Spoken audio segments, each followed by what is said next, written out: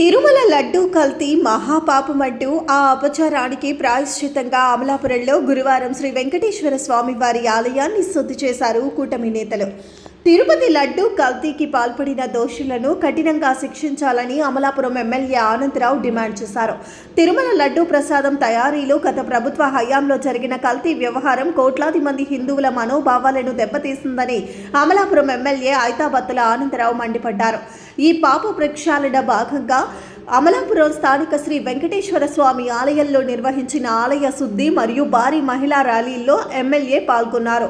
MLA స్వయంగా ఆలయ ప్రాంగణాన్ని శుద్ధి చేసి స్వామివారికి ప్రత్యేక పూజలు నిర్వహించారు.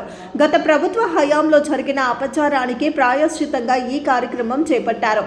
ఈ కార్యక్రమంలో భారీ సంఖ్యలో మహిళలు పాల్గొని తిరుమల పవిత్రతను కాపాడాలని నినాదాలు చేస్తూ ర్యాలీ నిర్వహించారు.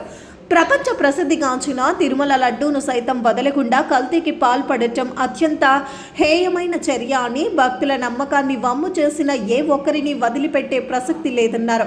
ముఖ్యమంత్రి నారా చంద్రబాబు నాయుడు, ఉప ముఖ్యమంత్రి పవన్ కళ్యాణ్ ఇద్దరూ ధర్మాన్ని రక్షించేందుకు కఠిన చర్యలు తీసుకుంటున్నారన్నారు. కల్తీకి బాధ్యులైన వారిపై సమగ్ర విచారణ జరిపి కఠినంగా శిక్షించాలని ఎమ్మెల్యే డిమాండ్ చేశారు. ఈ కార్యక్రమంలో అముడా చైర్మన్ అల్లాడ స్వామినాయుడు, జిల్లా తెదేపా అధ్యక్షులు గుత్తాల సాగి, వెంకన్న ఆలయ చైర్మన్ కంచిపల్లి అబ్బులు, తెదేపా సీనియర్ నేత నల్లా స్వామి, కూటమి నాయకులు, కార్యకర్తలు అధిక సంఖ్యలో భక్తులు పాల్గొన్నారు. వైసీపీ పార్టీ ప్రభుత్వం చేసినటువంటి దారుణమైనటువంటి నెయ్యి కల్తీ అంటే అది నెయ్యి కాదు, రసాయనాలు ఉపయోగించి, పామాయిల్ ఉపయోగించి ఎవరినైతే నాటి ముఖ్యమంత్రి జగన్మోహన్ రెడ్డి టీటీవీ పగ్గాలు అప్పగించారో వారి ఆధ్వర్యంలో సుమారు 250 కోట్ల రూపాయలు దోపిడీ చేశారు.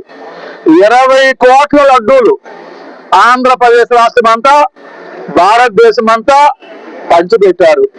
అంటే ఈ దుర్మార్గమైనటువంటి పాలకులు వైసీపీ గవర్నమెంట్ లో చేసినటువంటి దుర్మార్గం వల్ల దేశవ్యాప్తంగా 20 కోట్ల మంది ప్రజలు ఈ లడ్డూను తిన్నారంటే ఎంత మహాపాపానికి ఈ నాయకులు మూట కట్టుకున్నారో ఈ సందర్భంగా తెలియజేసుకుంటున్నాను. ఈ రోజున ఈ యొక్క కార్యక్రమం గురించి పెద్ద ఎమ్మెల్యే చాలా విషయాలు చెప్పడం జరిగింది. నేను ఒకటే అడుగుతున్నా, ఒక పవిత్రమైన దేవాలయం ఏంటంటే కేవలం ఆంధ్ర రాష్ట్రానికే కదా, ప్రపంచంలో పవిత్రంగా తీసి దేవాలయం వెంకటేశ్వర దేవాలయం.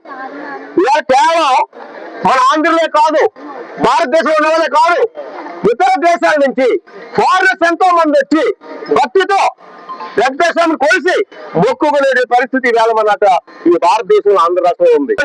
వెంకటేశ్వరుని అపవిత్రం చేసి ఈ యొక్క వైఎస్ఆర్ ప్రభుత్వంలో ఒక్కటి కాదు, రెండు కాదు, ఆ యొక్క ప్రభుత్వ హయాంలో హిందూ మనోభావాన్ని దెబ్బతీశారు. ఖచ్చితంగా మనం ఒప్పుకుని తీరాలి. ఇది ప్రజలు గమనించాలి. ఖచ్చితంగా ఇవ్వాలా ఏం చేశారనేది, ఇలా హిందువుల మనోభావాలు దెబ్బతీశారు. ఇవ్వాలా ఆ వెంకటేశ్వర ఈ ఆలయాన్ని అపవిత్రం చేసి